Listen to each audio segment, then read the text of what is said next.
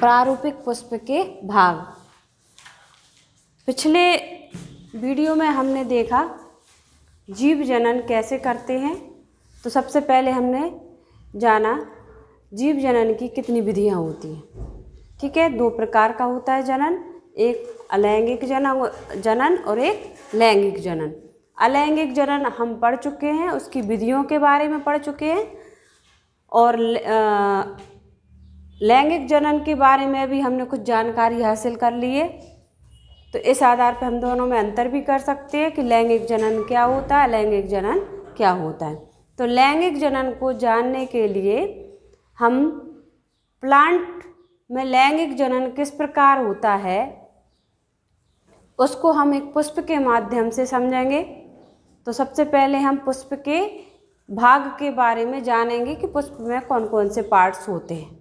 ठीक है, कौन कौन से भाग होते हैं और उनका क्या क्या कार्य है, क्या क्या फंक्शन है उनका। तो सबसे पहले हम देखेंगे ये जो फ्लावर है ये कौन सा है, इसको चाइना रोज कहते हैं, गुड़हल। ठीक है, ये गुड़हल है नाम, अब ये नहीं, अब क्षेत्रीय भाषा में हम इसको जासुन कहते हैं। तो ये क्षेत्रीय भाषा में आप हम कुछ भी कह सकते हैं, लेकिन अगर आप सही नाम इसका नामकरण करेंगे तो इसको हिंदी में बोलेंगे गुड़हल, और इसका जो इंग्लिश वर्जन है वो है चाइना रोज, और इसका बॉटनिकल नेम है हिबिस्कस रोजा साइनेंसिस। ठीक है, आप कहीं वर्ल्ड में कहीं भी जाएंगे और अगर आप इसको गुड़हल बोलेंगे तो नहीं समझेगा कोई, जासुन बोलेंगे तो भी कोई नहीं समझेगा, चाइना रोज से फिर भी समझ सकते हैं, या फिर आप हिबिस्कस रोजा साइनेंसिस बोलेंगे तो 100% इसको जानेंगे कि ये कौन सा फ्लावर है। ठीक है, तो अब हम ये देखते हैं कि फ्लावर में कुल कितने पार्ट होते हैं। ठीक है, तो अगर हम देखें इस फूल को देखें तो इसमें देखो एक हरे रंग का ये भाग दिख रहा है, इतना ये पूरा कलरफुल दिख रहा है, और इसको देखें तो इसमें भी दो तरह की संरचना दिख रही है। ठीक है, तो सबसे पहले जो संरचना दिख रही है कौन सी संरचना, ये ग्रीन कलर की संरचना। ठीक है, ये सभी को दिख रही है ग्रीन कलर की संरचना, ये तो आप सभी को दिख रहा है ना। ठीक है, तो इस ग्रीन संरचना, और ऐसा नहीं है कि एक ही फ्लावर में रहती हूँ, आप हर एक फ्लावर में देखेंगे, इस फ्लावर में देखेंगे तो इसमें भी ग्रीन कलर की संरचना दिखाई दे रही है। इसके अलावा हम इसको भी देखेंगे तो इसमें भी ग्रीन कलर की संरचना है, और कलर्ड पत्तियां हैं, इसमें कलर्ड है, वैसे इसमें कलर चेंज हो जाता है, लेकिन रंगीन पत्तियां सबका अलग अलग रंग होता है। तो ये दो तरह की संरचना हमने स्पष्ट देख ली, सभी फ्लावर में दिखाई दे रही। तो इन दो संरचनाओं को हम क्या कहते हैं, तो सबसे पहले जो ग्रीन कलर की संरचना है वो कहलाएगी बाह्य दल पुंज। क्या कहलाएगी, बाह्य दल पुंज। ठीक है, इसको हम कहेंगे कैलेक्स। कैसा होता है, देखने में हरे रंग का होता है। चूंकि हरे रंग का है इसलिए हरे रंग का काम क्या है, क्लोरोफिल पाया जाता है हरे रंग। प्लांट हरा क्यों दिखाई देता है, क्योंकि उसमें एक पिगमेंट पाया जाता है जिसे हम क्लोरोफिल कहते हैं। ठीक है, तो इसमें भी क्या पाया जा रहा है, क्लोरोफिल, और ये क्लोरोफिल का काम क्या है, प्रकाश संश्लेषण करना। ठीक है, तो ये हरा रंग जो है वो किस कार्य को करता है, प्रकाश संश्लेषण। समझते हो ना प्रकाश संश्लेषण क्या होता है, जानते हो ना। इस क्रिया के माध्यम से प्लांट जो है वो अपना स्वयं का भोजन बनाते हैं। ठीक है, तो ये प्रकाश संश्लेषण का कार्य करता है। दूसरा जो कलर्ड भाग है जो मैंने आपको दिखाया, ये हर एक फ्लावर का अपना एक अलग विशेष रंग होता है। ठीक है, तो ये कलर्ड जो पत्तियां दिखाई देती हैं ये कहलाएंगी आपके दलपुंज। इसको हम कहेंगे कोरोला।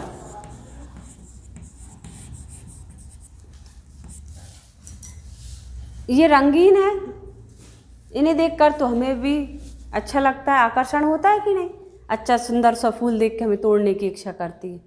तो ये क्या करते हैं, कलर्ड होने के कारण कीटों को आकर्षित करते हैं। तो कीटों को आकर्षण करेंगे तो इसका मतलब क्या हुआ, उनमें परागण की क्रिया होगी। कीट जब इस पर बैठेंगे एक फूल से दूसरे फूल पर जाएंगे तो क्या होगा, या एक ही फ्लावर पर है तो उसी के पराग लेके उसी की स्टिग्मा तक, वर्तिका तक पहुंचाएंगे। ठीक है, तो ये परागण की क्रिया होती है ऐसे। तो जो कीट होते हैं वो काय में किस में सहायक होते हैं, परागण में। ठीक है, तो कोरोला का काम क्या हो गया, ये कैसे होते हैं, रंगीन होते हैं। ठीक है, रंगीन में ऐसे नहीं कि एक ही फ्लावर में सारे रंग हो, रंगीन मतलब कोई भी कलर निश्चित होगा। इनका काम क्या है, इनका परागण में सहायक। ठीक है,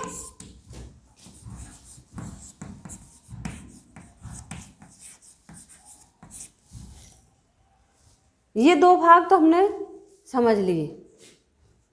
तो ये लैंगिक जनन में सहायक नहीं है, ये किस में सहायक है, फ्लावर की सहायता करने में। ठीक है, तो इसलिए इनको क्या कहेंगे हम, सहायक अंग, एक्सेसरी ऑर्गन।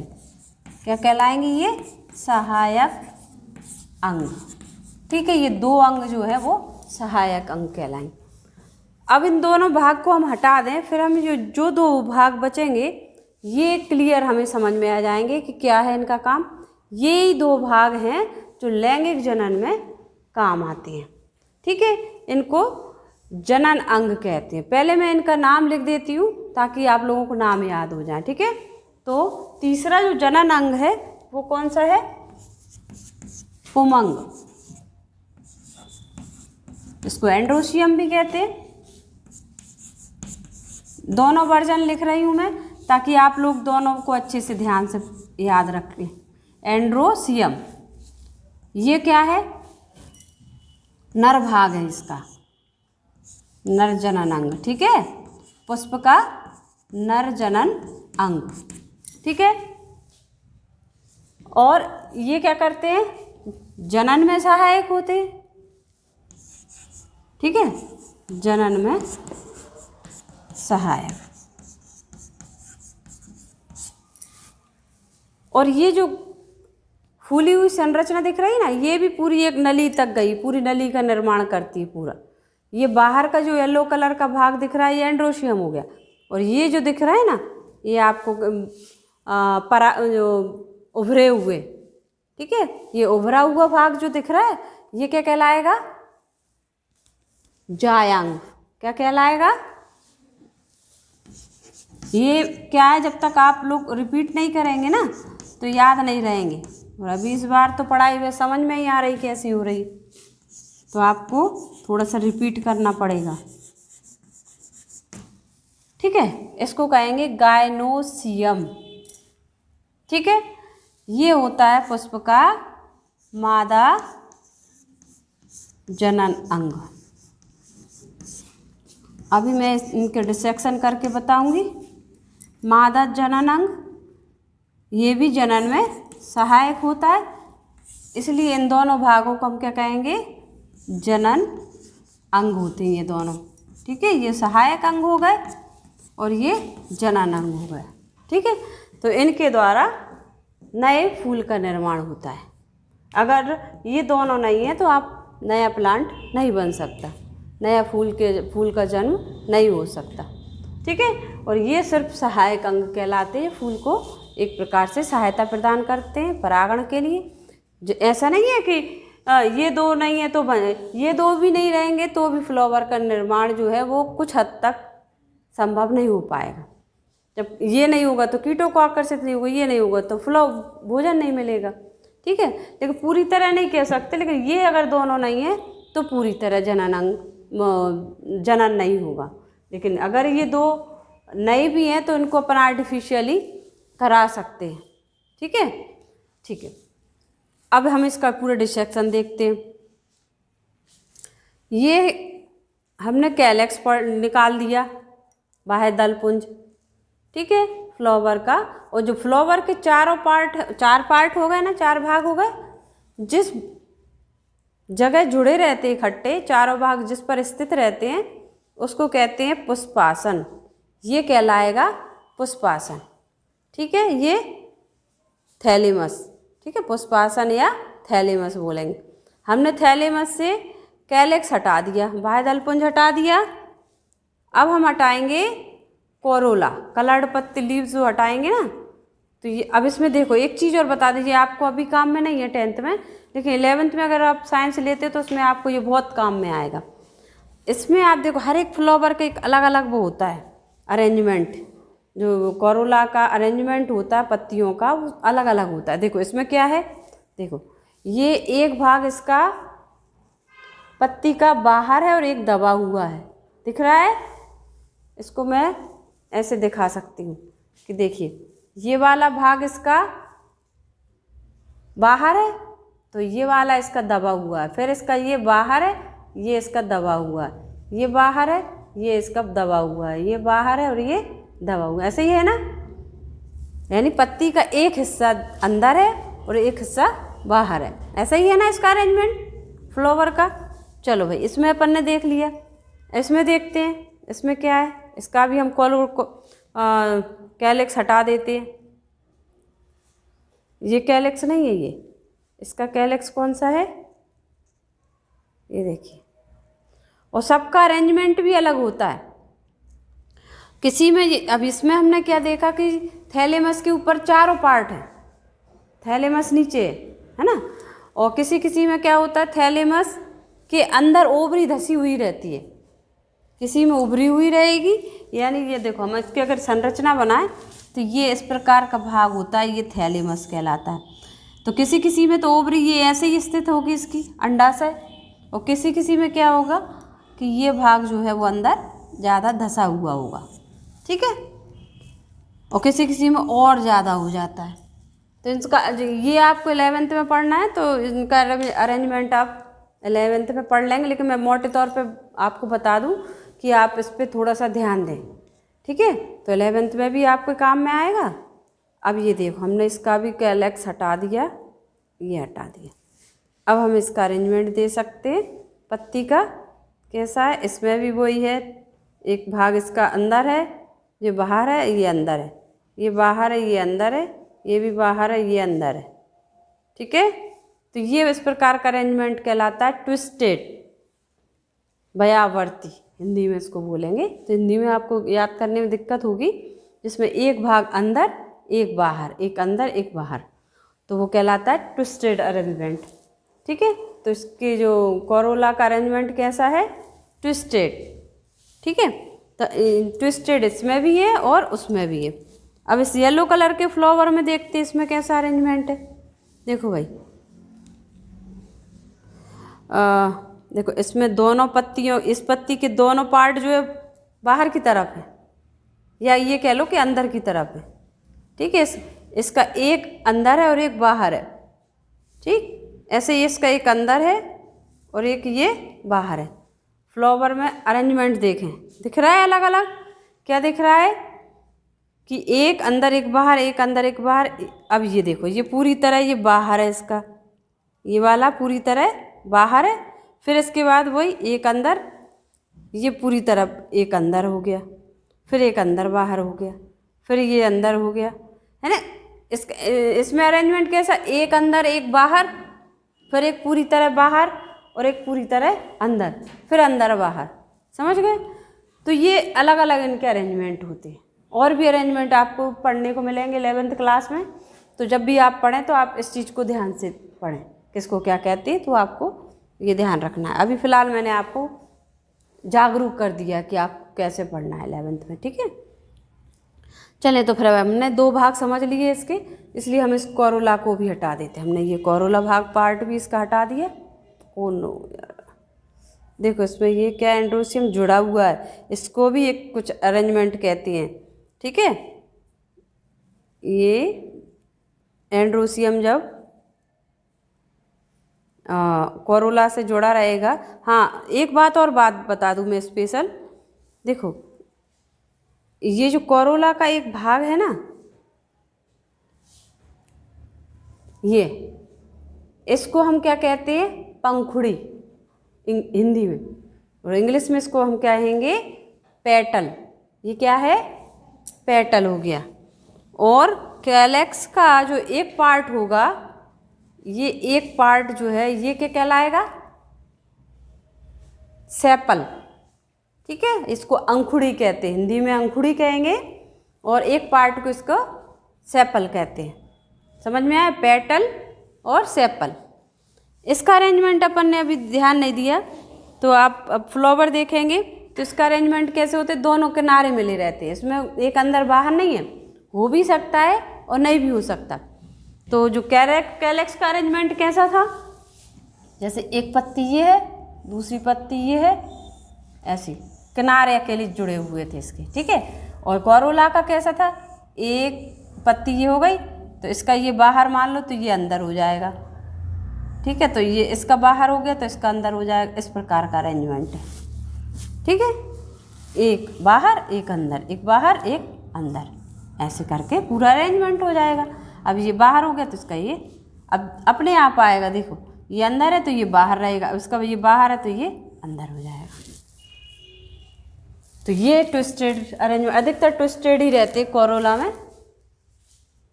अब देखें, अब हमको क्या जानना है, एंड्रोसियम, ठीक है। हमने कैलेक्स कोरोला के बारे में अच्छे से जान लिए, समझ में आ गया।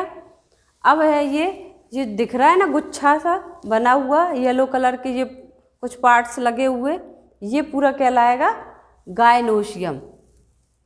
दिख रहा है, क्लियर दिख रहा है, तो ये पूरा भाग कहलाएगा एंड्रोसियम। तीसरा भाग है ये फ्लावर का, जिसको हम पुमंग कहते हैं, नर भाग होता है ये फ्लावर का, नर जननांग होता है। तो ये कई पुंकेसर से मिलकर बना होता है। पुंकेसर की संरचना क्या होती है, ये देखिए, आप लोग खुद अपने हाथ में लेके देखें कैसी संरचना है। निकालने पर टूट भी सकते हैं, लेकिन आप उसको गौर से देखें कैसे, ठीक है। ये कई पुंकेसर मैंने आपको दिए, ये ले, इसको आप सब लोग हाथ में लेके देखें, ठीक है। तो इसकी संरचना आपको कैसी दिखाई दे रही है, ऐसी, और इसमें ऐसी फूली हुई संरचना, ठीक है, ऐसी दिख रही ना। तो जो फूली हुई संरचना येलो रंग की है, येलो कलर की है, इसको हम कहेंगे परागकोश या एंथर। परागकोश, इसी में परागकण भरे हुए रहते हैं, इसी में परागकण रहेंगे, ठीक है। और ये इसका कहलाता है पुतंतु फिलामेंट, ठीक है। और ये इसका भाग जो है बीच में जुड़ा हुआ है, फिलामेंट और एंथर, इसको कहेंगे हम कनेक्टिव या योजी हिंदी में। अब चूंकि आप लोग हिंदी मीडियम से हो तो हिंदी वाले वर्ड यूज़ कर रही हूँ मैं, इंग्लिश इसलिए कर रही हूँ ताकि आप लोग आगे कॉलेज में पढ़ें तो आपको दिक्कत नहीं, ठीक है। तो परागकोश, एंथर, कनेक्टिव योजी और फिलामेंट पुतंतु, ठीक है। ये हो गया एक पूरा, ये पूरा भाग कहलाएगा, क्या कहलाएगा, पुंकेसर। कई पुंकेसर मिलके बनाते हैं एंड्रोसियम, और ज़रूरी नहीं है कि बहुत सारे पुंकेसर हों तो एंड्रोसियम, एक पुंकेसर भी एक एंड्रोसियम का काम करता है। अलग अलग प्लांट में इनका अरेंजमेंट अलग अलग होता है, ठीक है। इसमें अरेंजमेंट कैसा है, एक गुच्छ के रूप में चारों ओर जुड़े हुए हैं पुंकेसर, और पूरी नली है ये कहलाएगी एंड्रोसियम। अब इसमें देखें, इसमें भी कुछ इसी प्रकार का ये अरेंजमेंट है, क्योंकि ये इसी वैरायटी का फ्लावर है, लेकिन थोड़ा सा इसमें भी अंतर है।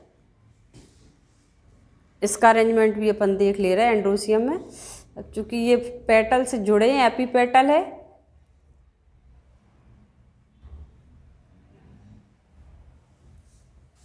ये देखिए, ना इसको निकालने को क्या चिपचिपा पदार्थ है इसमें, ये देखिए, ठीक है।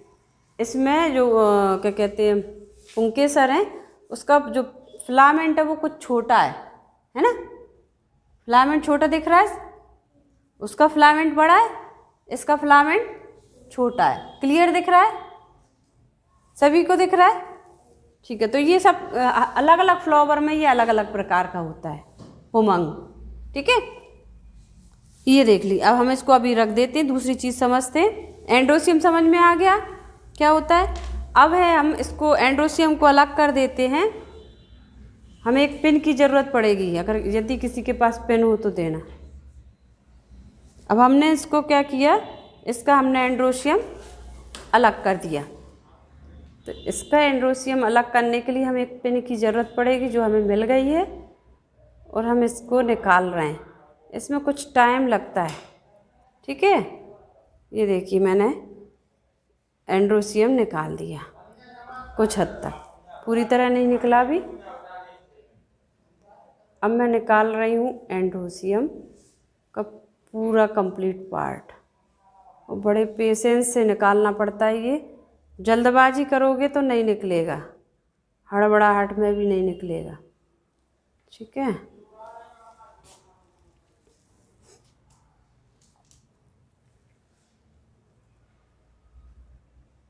ये देखिए, ये हमने एंड्रोशियम निकाल दिया।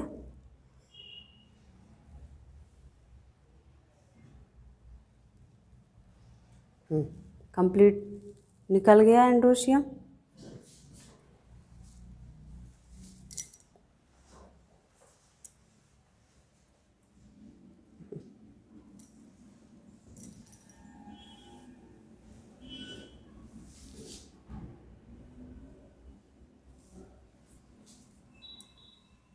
अब हम निकाल रहे हैं ये गायनोशियम।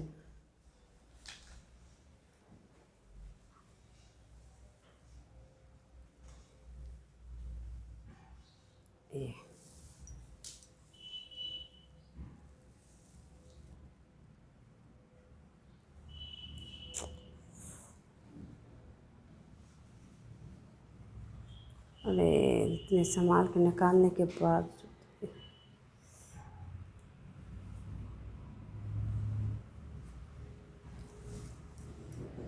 ये देखिए, ठीक है। ये एंड्रोशियम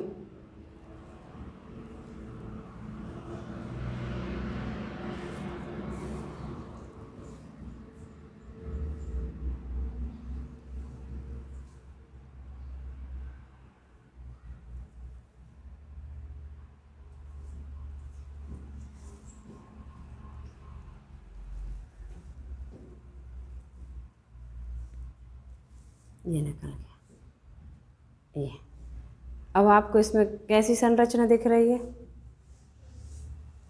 एक ये फूली हुई दिख रही है, एक पूरी नली है, और आगे ये उभरी हुई संरचना। क्लियर दिख रहा है?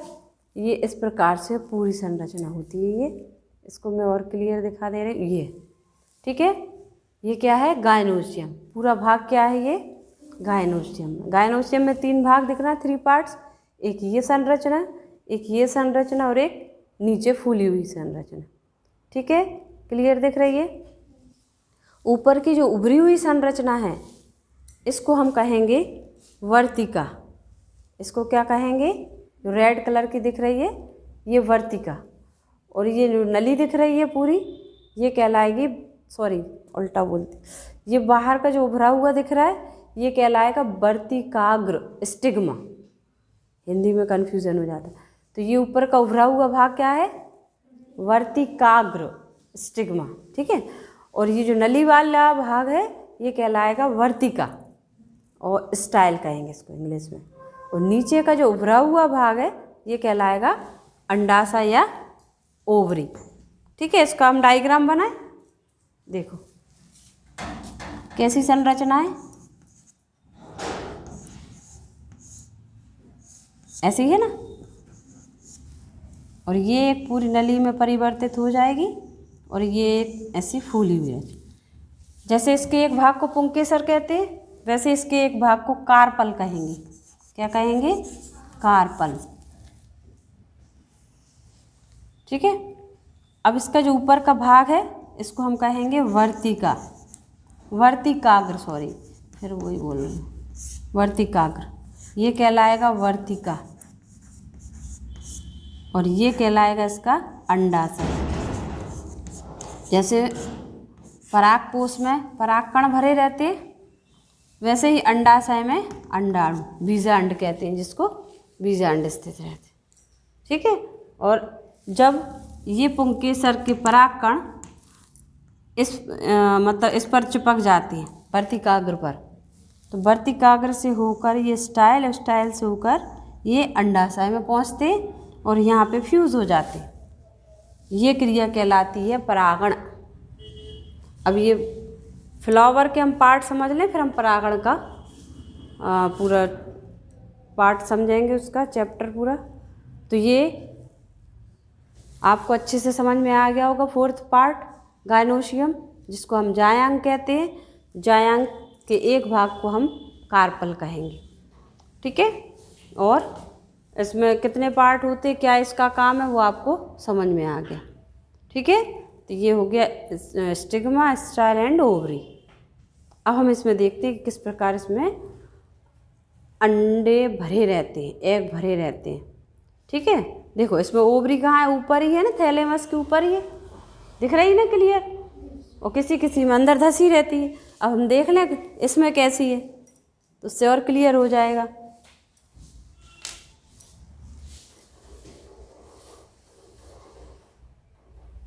ये देखिए हमने एंड्रोसियम हटा दिया। अब हम इसकी भी ओवरी निकालते हैं। अब इसकी देखो, उसकी ओवरी स्टाइल लंबी थी ज़्यादा, इसकी स्टाइल छोटी है। ये देखिए, ये हमने हटा दिया, कमज़ोर रहती है। देखिए आया समझ में, इसकी स्टाइल इतनी सी। ये स्टिग्मा, स्टाइल और ओवरी। अब इसको हम ऐसा करते हैं, थैलेमस की जो पत्तियाँ होती हैं वो हटा देते हैं। अब इसकी ओवरी का अरेंजमेंट देखते, इसकी ओवरी भी ऊपर ही है, दिख रही है फूली हुई। इसको हटा देते हैं।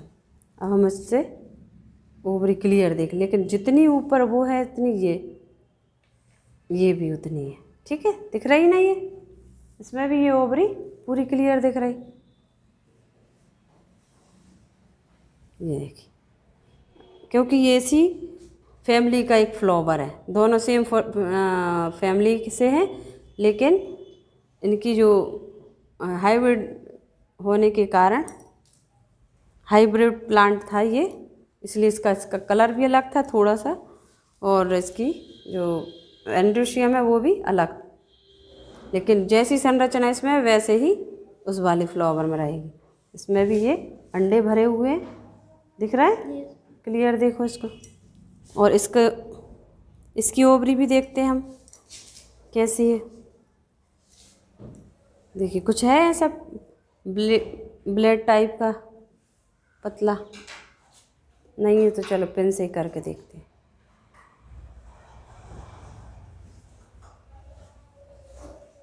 ये देखिए, इसमें भी आप क्लियर अंडे देखेंगे। अब चूंकि 5 संरचना इसमें 5 है, तो 5 ही इसमें लॉक्यूल्स रहेंगे। अंदर जो कोष्ठक है ना, इसमें एग भरे रहते हैं, वो आपको क्लियर इसमें दिखाई देंगे, ठीक है। और आप लोग भी फेस टू फेस देखना चाहें तो देख सकते हैं। ये हो गए फ्लावर के आपके पार्ट, और सारे पार्ट्स के बारे में मैंने बता दिया है। अब देखो एक और फ्लावर मैंने अलग से लिया है। इसमें देखिए इसका अरेंजमेंट, चूँकि ये इस फैमिली से नहीं है, इस फैमिली को बिलोंग नहीं करता, ये जो हिबिस्कस का करता है, तो इसका अरेंजमेंट अलग है। पुंकेसर, ये हमने इसका वो हटा दिया, कैलेक्स और कोरोला, ठीक है। ये कैलेक्स कोरोला हटा दें, फिर हम इसके एंड्रोसियम और गायनोसियम के अरेंजमेंट को दिखाएंगे। ये ले, ये देखिए, अब इसका अरेंजमेंट देखें। इसमें जो एंड्रोसियम है, पुंकेसर तो बहुत से हैं, दिख रहा है ना, लेकिन हर एक पुंकेसर नीचे जुड़ा हुआ है, ठीक है। और इसमें क्या था, एंड्रोसियम में एक गुच्छ के रूप में था, और इसमें क्या है, डायरेक्ट जो पुंकेसर है, स्टेमेन है, वो थैलेमस से जुड़ा हुआ है। ये देखिए, दिख रहा है क्लियर, ये देखिए जुड़ा हुआ है ना, अलग अरेंजमेंट हो गया ना उससे अलग। और इसमें ये एक फ्लावर सी संरचना दिख रही है, 5 भागों में बटा हुआ है। ये है इसका गायनोशियम, जायांग, जो इसको कहेंगे मादा जनन अंग। ठीक है, तो ये सारे इसके स्टेमिन है। येलो कलर के जो संरचना दिख रही है, हमने स्टेमिन को हटा दे रहे हैं। अब बहुत से हैं तो शायद निकालने में दिक्कत दिखे, क्योंकि इसका जो गायनोशियम है वो काफ़ी छोटा है और कमज़ोर भी है। इसको हम निकालने की कोशिश कर रहे हैं, अगर निकल जाता है तो। ये